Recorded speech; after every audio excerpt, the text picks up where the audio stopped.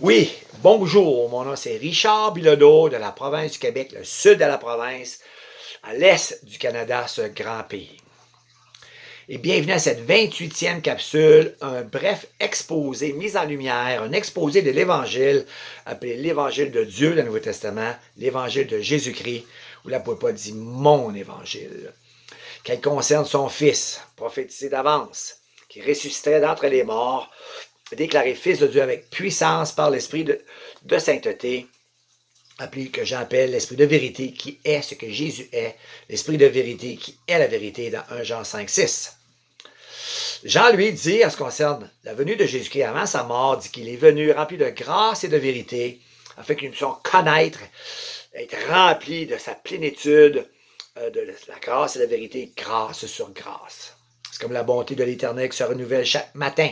Le matin, lorsque la terre sort de la nuit, à chaque heure, c'est toujours le matin. Toute la journée, 24 heures sur 24. À chaque heure, c'est le matin, de heure en heure, de toujours. Elle continue à tourner, ça vient midi, etc. Grâce sur grâce. La grâce qui ne finit pas, à laquelle il veut nous remplir. Nous remplir de grâce et de vérité. Dans la dernière capsule, j'ai fait une excursion. J'avais quitté un peu Jacques pour faire ressortir Jean 8, 24, ce que Jésus dit, c'est un merveilleux sandwich, une capsule. Il dit, vous mourrez dans vos péchés. Si vous ne croyez pas qui je suis, vous mourrez dans vos péchés. Il faut comprendre ce qu'il ne dit pas. Vous mourrez dans vos péchés si vous avouez vos péchés et vous en détourniez. Si vous ne faites pas ça, vous mourrez dans vos péchés.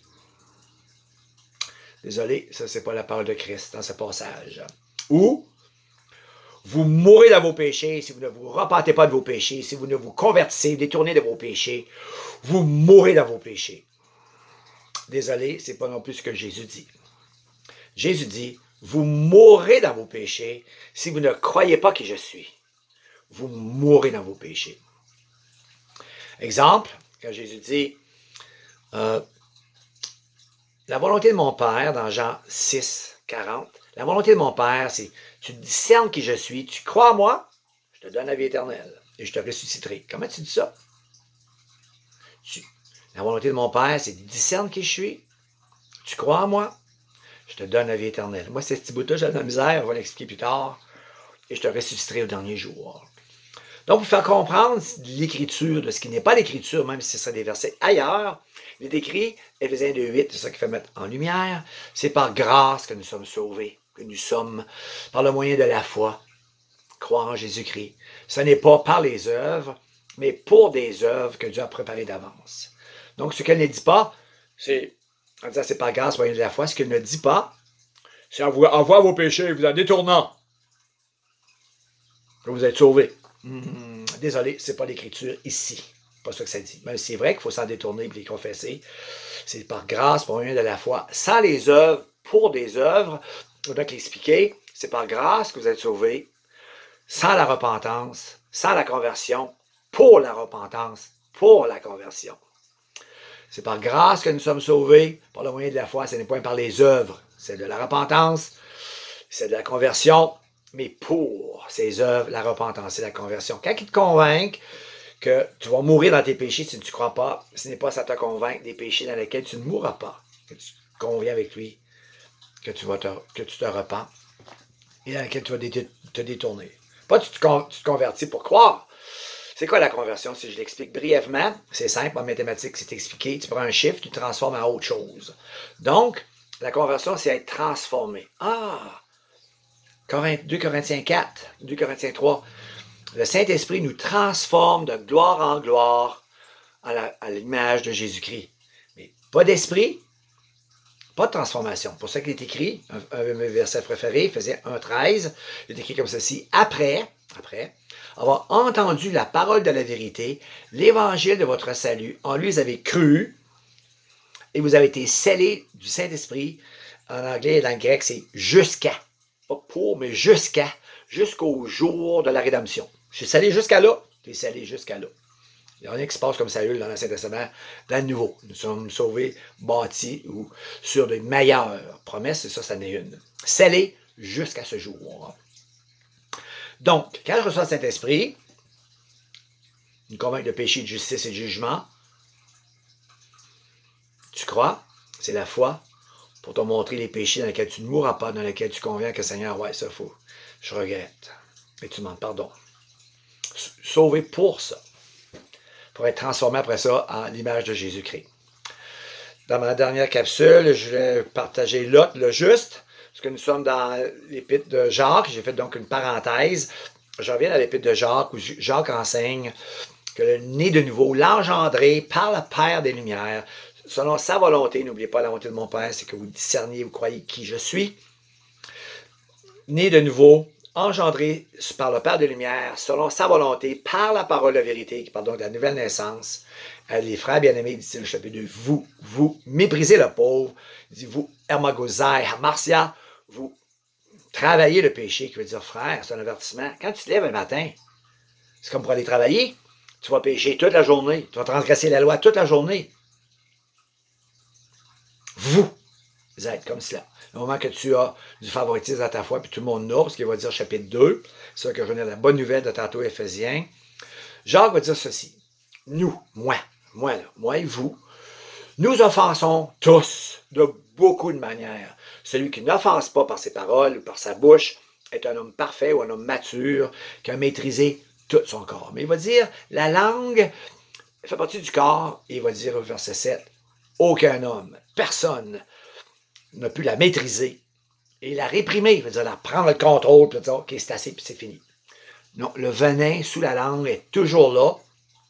Après avoir dit, aucun homme ne peut la maîtriser ni la réprimer, il va dire, nous, moi Jacques, et vous, nous bénissons Dieu et nous maudissons les hommes faits à l'image de Dieu. La bonne nouvelle, moi, j'ai dit au Seigneur d'abord, j'ai dit que les deux bras m'ont tombé à terre, j'ai dit, à qu'est-ce que ça sert d'abord d'être croyant?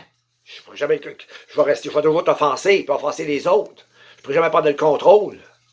Et voici la bonne nouvelle. Je reviens à Éphésiens 1,13. Après avoir entendu la parole de la vérité, vous avez cru en l'évangile de votre salut, et vous avez été scellés du Saint-Esprit jusqu'au jour de la rédemption. Et là, c'est là que le Saint-Esprit m'a parlé. Vois-tu, Richard, c'est vrai. Tu es comme Jacques. Il dit, nous, lui, puis toi, et tous les autres. Personne n'est capable de prendre le contrôle de la langue et la faire cesser d'être. Une langue qui offense et qui n'est pas capable de la faire cesser d'être enflammée par les flammes de la gêne. Mais moi, je suis capable. C'est pour ça que une des raisons que le Saint-Esprit a donné, son fruit, c'est l'amour, la joie, la paix. Il va mentionner plusieurs autres choses. Et la maîtrise de soi. Moi, là, je ne suis pas esclave du péché du Saint-Esprit. Et une des raisons que ça t'a été donné, moi, je te donne la maîtrise de ta langue. Ça vient de moi, ça ne vient pas de toi. Ah, ok, je comprends. Donc, je crois, ce que j'ai entendu, je reçois, c'est ça, j'ai été scellé du Saint-Esprit promis jusqu'au jour de la rédemption, et lui produit en moi la maîtrise de soi. Et ainsi, je peux vivre enfin, comme le langage qui est partout dans le Nouveau Testament, libre du péché. Mais vu que nous regardons que Jacques, que le problème des chrétiens, c'est qu'on se lève un matin, c'est pour pécher, c'est ça l'avertissement. Et je suis d'accord avec Francis Schaeffer qui dit la vie de péché du croyant comme un oignon. Quand tu vas au Seigneur, tu peules des épluches, tu enlèves des pelures, toujours pour en trouver un autre dessous. Et toute une vie, tu ne seras jamais capable de tout peler la vie de péché que tu as. Sauf que, ce que Jacques est en train de dire, hey, vous avez arrêté de peler.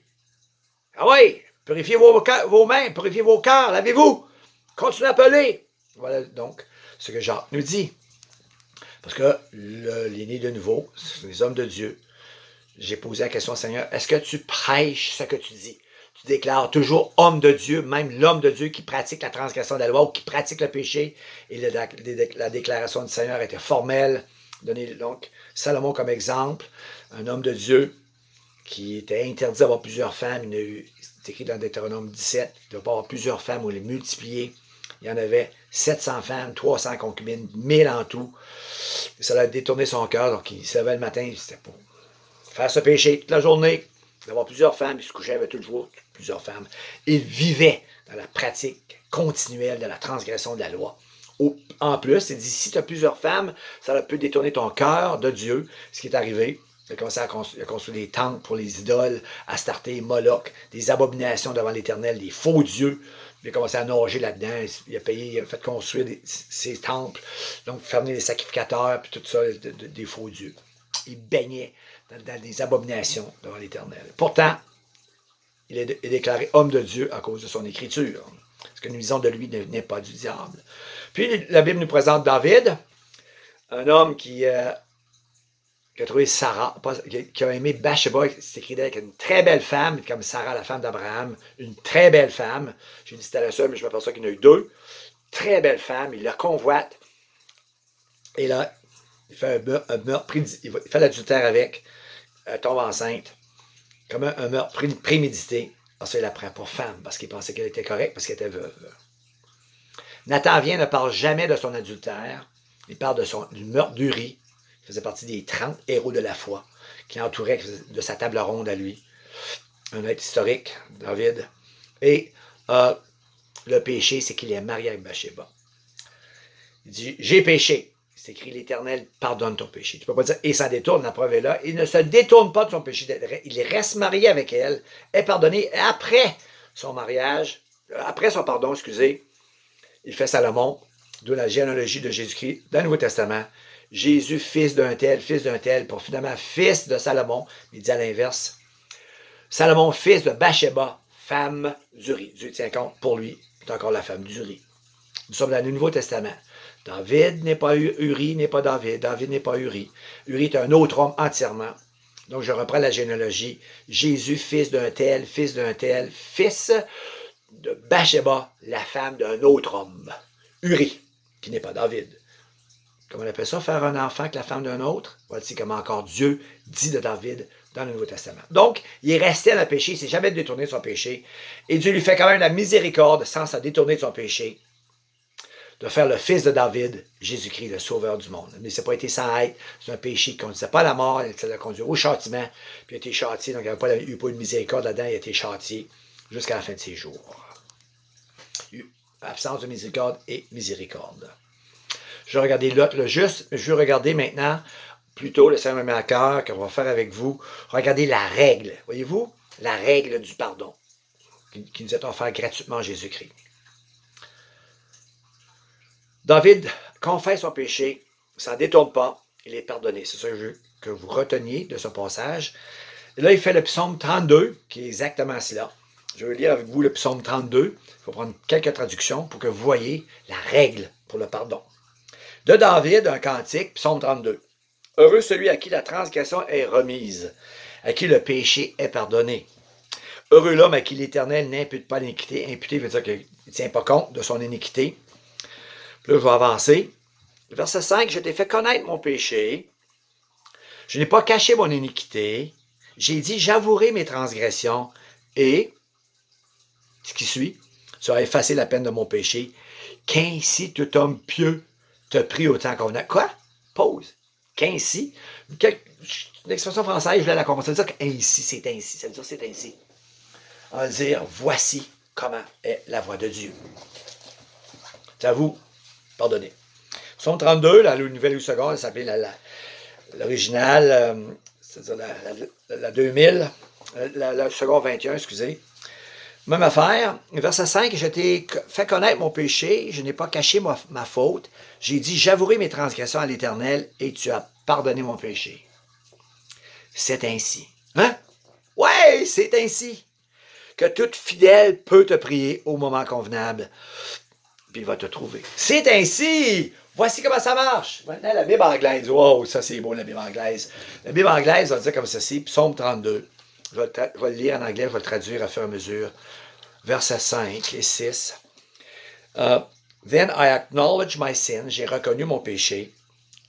To you, vis-à-vis de toi. I did not cover up my iniquity. Je n'ai pas caché mon péché.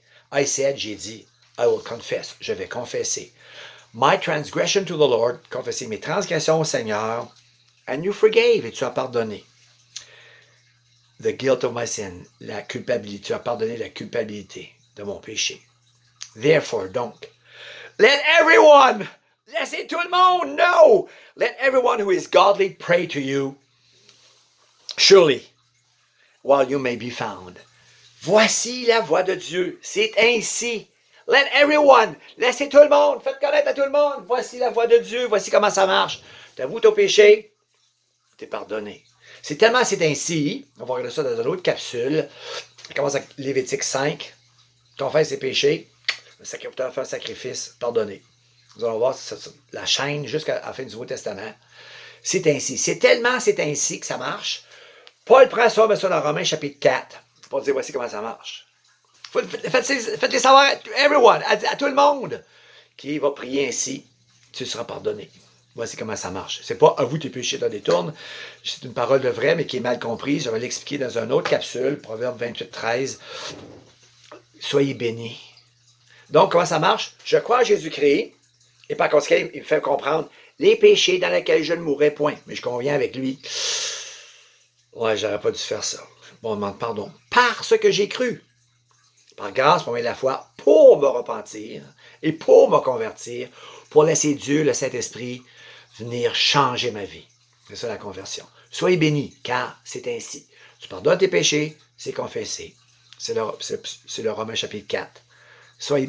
Merci Seigneur pour ta grâce envers nous, qu'on puisse être rempli de grâce et de vérité. Soyez bénis jusqu'à la prochaine capsule, au nom de Jésus-Christ. Amen.